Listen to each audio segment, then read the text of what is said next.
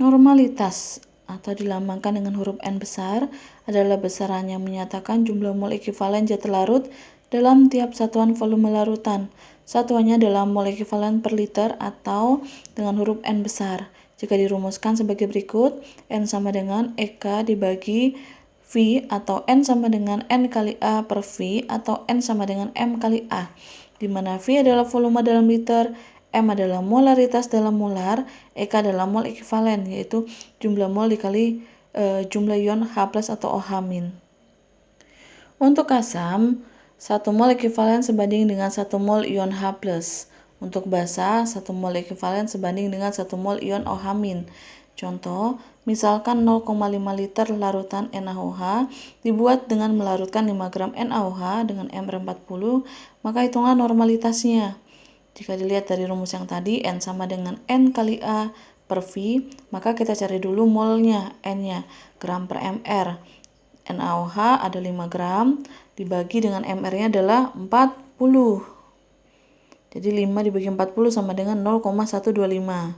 Untuk mencari mol sudah diajarkan di pertemuan sebelumnya di konsep mol ya. Kemudian NaOH kita uraikan menjadi Na plus OH-.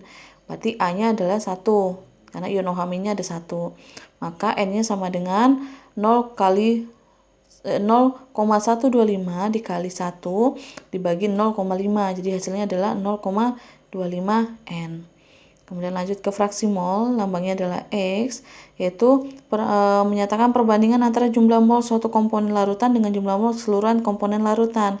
Jika satu larutan terdiri dari komponen A dan B dengan jumlah mol Na dan Nb, maka rumus fraksi molnya adalah Xa sama dengan Na dibagi Na plus Nb, Xb sama dengan Nb dibagi Na plus Nb, kemudian Xa ditambah Xb sama dengan 1.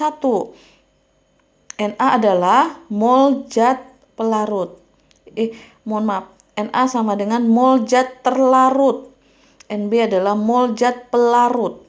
Begitu juga dengan Xa. Xa adalah fraksi mol zat terlarut. Kemudian Xb adalah fraksi mol zat pelarut. Ingat ya. Contoh soal, suatu larutan terdiri dari 3 mol zat larut A dan 7 mol zat larut B, maka hitunglah fraksi mol zat A dan zat B.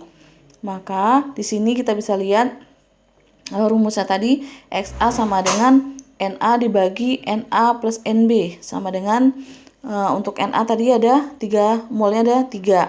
Kemudian 3 dibagi 3 plus 7, karena mol senyawa B-nya tadi ada 7. Sama dengan 0,3 mol. Begitu juga dengan Xb, Nb dibagi Na plus Nb sama dengan 7 dibagi 3 ditambah 7, sama dengan 0,7 mol. Contoh kedua, misalkan suatu larutan yang terbuat dari 5,85 gram garam dapur dengan MR 58,5 yang dilarutkan dalam 90 gram air dengan MR 18, maka fraksi mol garam dapur dan fraksi mol air dapat dihitung dengan cara, pertama kita harus tahu dulu yang mana yang disebut dengan zat larut dan mana yang disebut dengan zat pelarut. Berarti zat pelarutnya adalah air, zat larutnya adalah garam dapur. Maka kita cari dulu untuk mol garamnya, untuk Na-nya sama dengan gram per MR. Berarti di situ tertera 5,85 dibagi MR-nya 58,5, didapatkan 0,1 mol. Kemudian kita cari lagi mol airnya, Nb sama dengan gram per MR dikali yaitu 90 dibagi 18 sama dengan 5 mol. Jadi kemudian kita cari Xa-nya, fraksi mol untuk Xa garam. Jadi untuk A itu dia terlarut, untuk B itu adalah pelarut. Ingat ya. Xa sama dengan Na dibagi Na plus Nb, sama dengan tadi sudah dapat Na-nya 0,1 dibagi 0,1 ditambah 5, dihasilkan adalah 0,0196. Begitu juga dengan Xb, Nb dibagi Na plus Nb sama dengan 5 dibagi 0,1 ditambah 5, hasilnya adalah 0,9804. Atau jika kita sudah mendapatkan salah satu fraksi mol dari senyawanya A ataupun B, kita bisa dengan menggunakan rumus yang satu lagi, Xa plus Xb sama dengan 1. Nah, contohnya gini, di sini saya anggap aja misalnya saya sudah mencari untuk XB-nya, berarti saya harus mencari XA. Ini cara lain ya. Berarti XA plus XB sama dengan 1. XA sama dengan, jadi 1 dikurang XB, berarti XA sama dengan 1 dikurang 0,9804, maka XA hasilnya adalah 0,0196. Jadi hasilnya adalah sama.